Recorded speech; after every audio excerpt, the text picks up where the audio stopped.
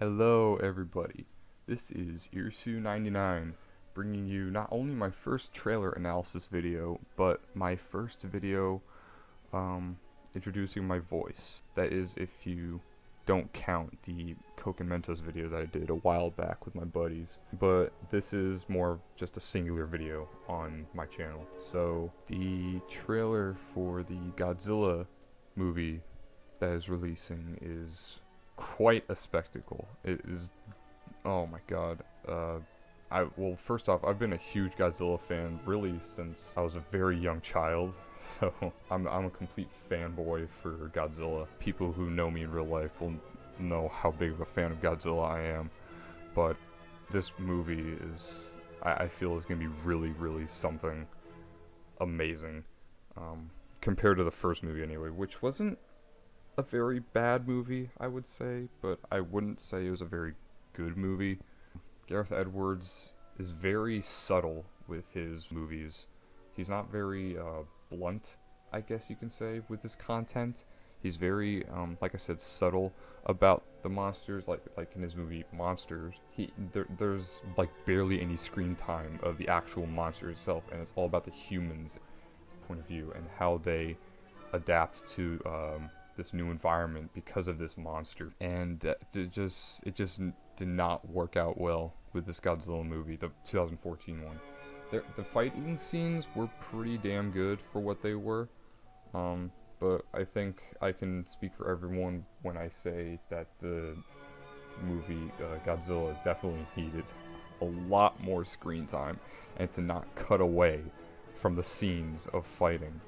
But anyway, I think Mike Dougherty's take on Godzilla, the new director of this sequel, King of the Monsters, is his interpretation of this Godzilla is probably going to be a lot better than the first movie, 2014 Godzilla, or so I hope. From what I've seen in the trailer, it's a lot more dramatic, and a little bit of a darker tone for what they're going for, which I can definitely dig, honestly, because I think Godzilla can definitely be used as a very dramatic and dark character, and just a whole universe as well, because it is very dark as a whole.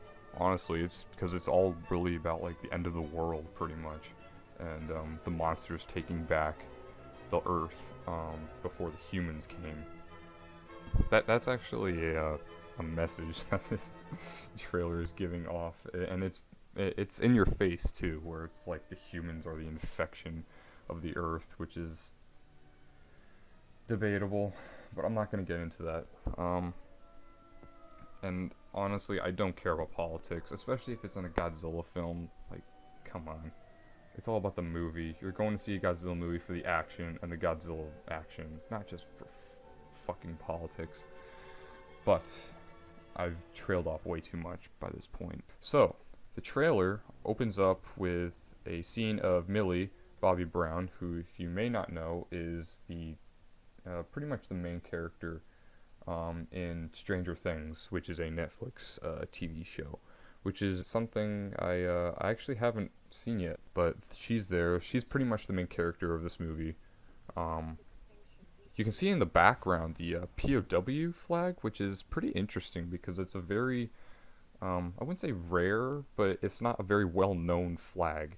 But I don't really know how that's going to tie in or why that's such a concentrated thing. I don't know, maybe, I don't know what they're trying to hint at.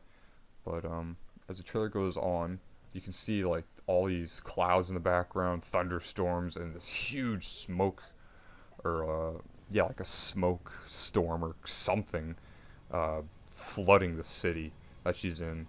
And she runs back down the rooftop, closes the door, and then the infection thing comes up. And then, oh my god, I love the soundtrack that they've decided to put into this trailer. If you don't know what it is, it's Clair de Lune by Debussy. That's Debussy. It's called Clair de Lune. And it's absolutely beautiful piano piece. Most people probably know it because of the Evil Within games. That's pretty much like in the game as like the save station. But it's a violin instead of a piano. But anyway, I really love the soundtrack that they put into the trailer. It's beautiful, and it definitely sets the tone for this whole entire trailer because it's very magnificent. So as the trailer goes on, I'm watching the trailer by the way, it's just to give you this kind of step-by-step kind of thing. As you can see, there's some sort of Aztec writing going on, some sort of underground ancient civilization that was there, probably an ancient civilization that praised these monsters before before humanity started to become more civilized.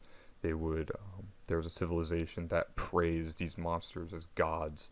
That's at least my speculation on it. And then this awesome scene with Godzilla underneath the water and everyone else underwater is looking at him, which is definitely something that was missing in the first movie, because it didn't seem like anybody was very shocked, I guess, because Godzilla was like a thing. Like, nobody had this reaction in the first movie where they just literally stood there and saw this creature, this monster, Godzilla, looking at them or just in front of them. And I'm glad that they put this into this movie where he's like more of a spectacle than he is just a natural phenomena that's occurring, and it's just something else to look at. There's King Ghidorah in his little ice grave in Antarctica. If you've been following the Monarch website, the location of which Ghidorah is stationed at is in fact a Monarch base, and I guess he's literally frozen in an iceberg in Millie Bobby Brown, and I guess her mother is there looking at Ghidorah, and she's just in absolute awe. And then it cuts to like a scene of destruction, it looks like, or an aftermath. There's Mothra's egg right there. She touches Mothra. The new, I don't know if this is the larva or the actual look for Mothra, because if you go frame by frame, if you slow down the video by like 25 speed and you look on the bottom right, you can see what looks like a shadow of a little kind of pointed leg, similar to that of like a caterpillar.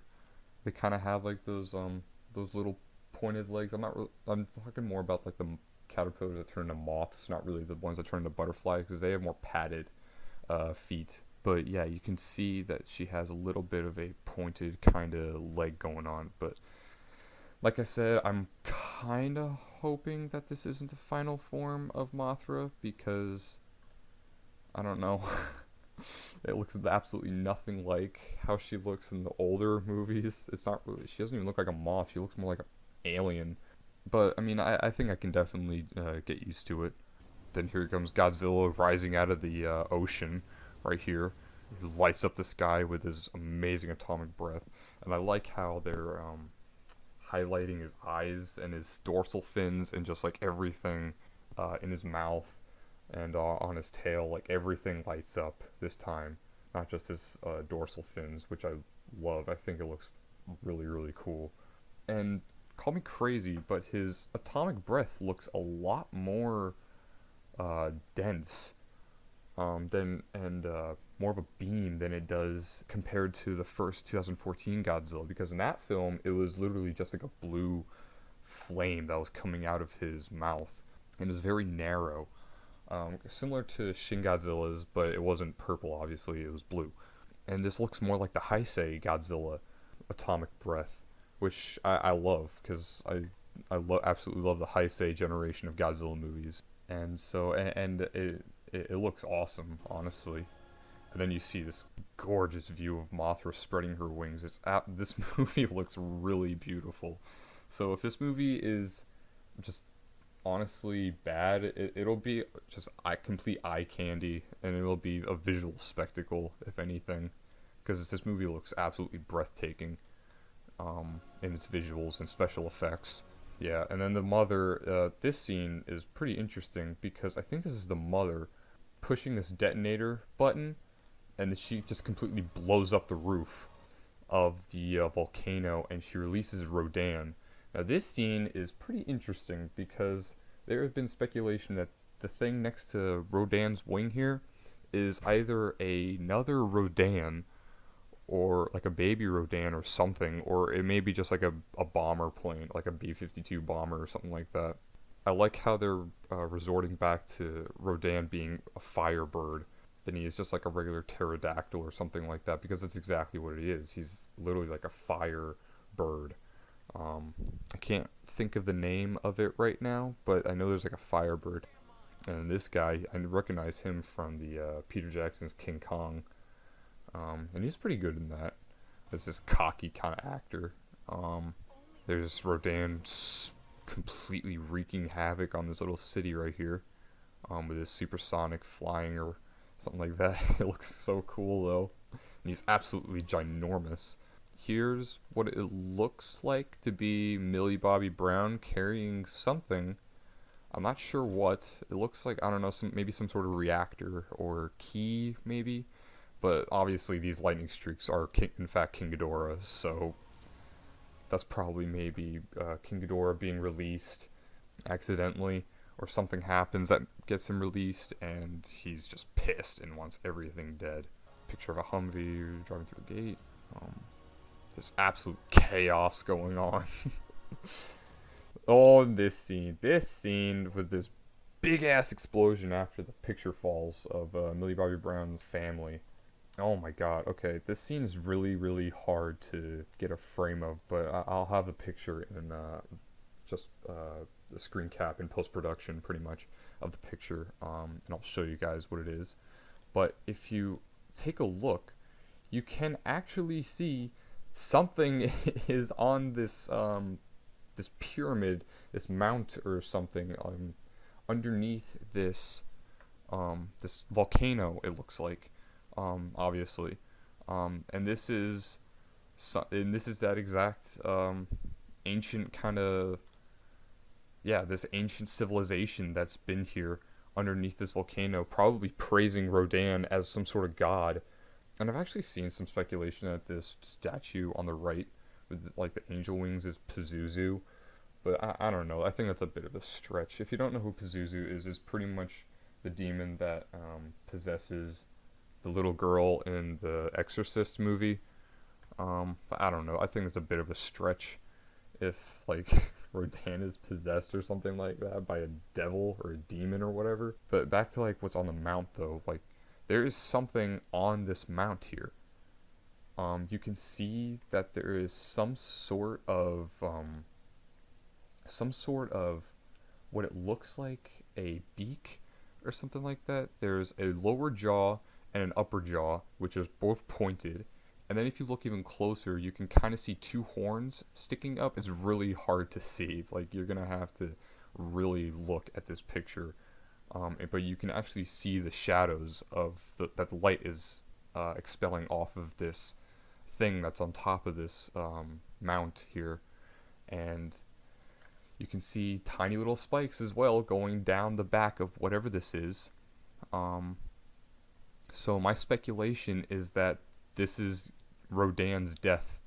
This is his deathbed. After a fight with Ghidorah, I presume, he comes back to his home, which is underneath the volcano. And he comes here to die, pretty much.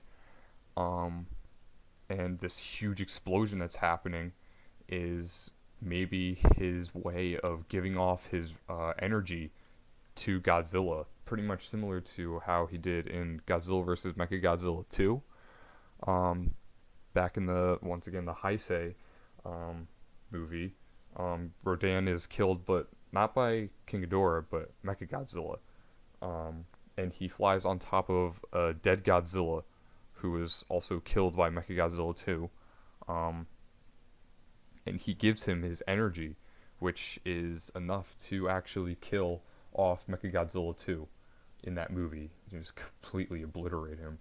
But this is either Rodan. I think this is more Rodan than it is King Ghidorah, mainly because I don't think King Ghidorah, once you see his height, isn't able to fit in here because he is massive. He is absolutely massive. But it could be one of Ghidorah's heads. I'm not too sure, because Ghidorah also has a kind of narrow jaw. He has like 2 points for his horns on top of his head. So I don't know, but I think I'm leaning more towards this is Rodan, and this is him dying, pretty much. Which it's sad to speculate this kind of thing because it's already spoiling it. I'll probably, yeah, I'll definitely put some sort of like spoiler speculation in the title of this video, because I don't want people to get ruined by my speculations. Like I said, these are so far out there and speculatory. This movie's a year away, more than a little less than a year away. So for all we know, this might be him actually waking up. Who knows? But I think this is in fact Rodan, right here on this mount. And something is happening. I don't know what, like I said, but something either really bad or really good is happening. So this absolutely incredible scene right here, this complete mayhem, apocalyptic, just like tornadoes going everywhere, Rodan flying in the air, the military shooting at him, jet planes, the White House and everything around it is just up in flames or destroyed in rubble. Oh my god. And then in the background, there's Ghidorah. There's King Ghidorah right there. There he is. Yep. This is probably him waking up from his slumber in the Arctic. Something releases him. Probably Millie Bobby Brown's mother, because she's a fanatic lunatic in this movie, it seems like. Yes, that's definitely King Ghidorah, though. Rodan here, just destroying the airplanes. This really cool scene with him flying over the ocean, and then there he is. There's King Ghidorah. And then there's Rodan's supersonic kind of power going to use right there to take out these airplanes. Oh my god. This, and here's somebody walking up the podium, or not podium, the mount that I was talking about, with possibly the thing that I was talking about, probably Rodan. But this is definitely the same mount that I was talking about, underneath the volcano or something like that. And then here, in the sunlight, you can actually see that there is something in the sunlight here, flapping its wings. Now, I don't know if this is Mothra or King Ghidorah. I think it's Mothra, honestly, because King Ghidorah has way bigger wings than that, and they're a lot more curved and spiked than they are Mothra's. Mothra's is a lot more just kind of flowy and rounded. But yeah, I think this is indeed Mothra. And it looks absolutely gorgeous. And then, oh my god. And then Godzilla. And that's the end of the trailer right there. This, oh my god, just everything about this trailer gave me goosebumps, or it just looked absolutely phenomenal. And I honestly cannot wait for this movie to come out, or just more footage in general, because this, oh my god, this movie, it looks honestly incredible, and I can't wait to see it. But yeah, I really hope, that's pretty much our speculation for this trailer for now. I hope you guys enjoyed it. It was a bit everywhere, I will give it that.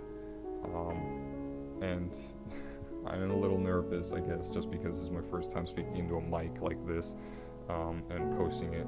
So I hope you guys liked this video. Please leave a like if you enjoyed, subscribe if you want more. If you enjoyed this, I guess, comment down below. Give me your speculations about the trailer and what you think about this. Add on to my speculation if you'd like to. This, depending on how this goes over, this will probably be my only trailer analysis. If this doesn't do well, I'll try and do more in the future, but for the most part, I'll probably just go back to making ear rape, because that's the most popular thing on my channel at the moment, and we are actually very close to 100 subscribers, and I can't wait. I feel like that's such a milestone for me, because I never thought that I would gain that kind of support from people. So thank you guys for sticking with me for the most part and staying subscribed to me. The reception I get on my videos are incredible. They're funny. You guys that watch my videos are so funny and just great supporters of the channel, and I really thank you for that. I can't thank you enough for that. So, thank you very much for tuning in. Until next time, guys.